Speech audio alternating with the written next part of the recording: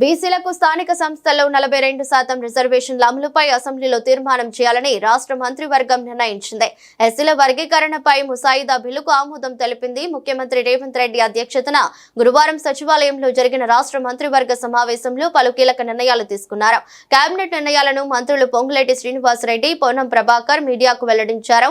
బీసీలకు స్థానిక సంస్థల ఎన్నికలతో పాటు విద్యా ఉద్యోగాల్లో 42% రిజర్వేషన్ల అమలుకు 2 వేర్వేరు తీర్మానాలు ప్రవేశపెట్టి అసెంబ్లీలో ఆమోదిస్తామని మంత్రి పొన్నం ప్రభాకర్ తెలిపారు. ఇక ఎస్సీ వర్గీకరణపై చట్టం చేసేందుకు సిద్ధంగా ఉన్నామని మంత్రి పొంగులేటి తెలిపారు. భవిష్యత్తులో ఎలాంటి న్యాయపరమైన చిక్కులు రాకుండా రాబోయే అసెంబ్లీలో చట్టం తేవాలని నిర్ణయించామని, ఆ మేరకు ముసాయిదా బిల్లుకు ఆమోదం తెలిపామని అన్నారు. పార్లమెంట్ నియోజకవర్గాల పునర్విభజనపై deputy CM Bhatti Vikramarka, Congress senior నేత జానారెడ్డి ఆధ్వర్యంలో అఖిలపక్ష సమావేశాన్ని నిర్వహిస్తామని, సమావేశ నిర్ణయాలను కేంద్రానికి నివేదించాలని నిర్ణయించామని చెప్పారు. తెలంగాణ రాష్ట్ర ప్రభుత్వం బీసీ రిజర్వేషన్లకు సంబంధించి జరిపిన కుల సర్వే, దాని తర్వాత బలహీన వర్గాలకు సంబంధించిన మేధావులు సంఘాల ద్వారా మిస్ అయిన వారికి సంబంధించి మరొకసారి అవకాశం ఇవ్వమని అడిగిన దాని దృష్ట్యా 3 పద్ధతుల్లో అవకాశం ఇచ్చి తేదీ ముగిసిన తర్వాత ఈరోజు మళ్ళీ క్యాబినెట్లో ఇందుకు సంబంధించిన అంశం మీద చర్చ చేసి రాబోయే శాసనసభ సమావేశాల్లో బీసీల రిజర్వేషన్కు సంబంధించి 42% పెంచే ముసాయిదా చట్టాన్ని ఈరోజు బిల్లును కేబినెట్ ఆమోదించింది.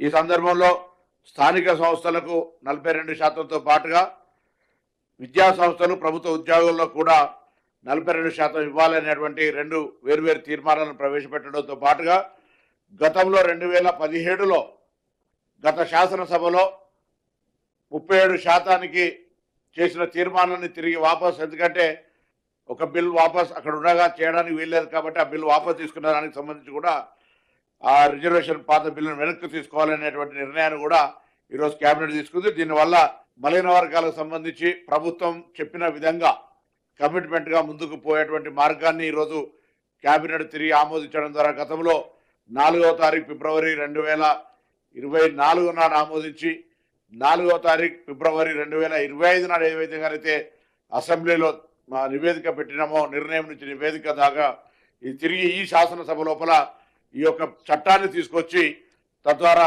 31C కానీ రాజ్యాంగంలో ఉన్నటువంటి అనేక ప్రొవిజన్స్ ప్రకారంగా ఇది అమలు చేయడానికి తెలంగాణ రాష్ట్ర ప్రభుత్వం చిత్తశుద్ధితో ప్రయత్నం చేస్తుంది.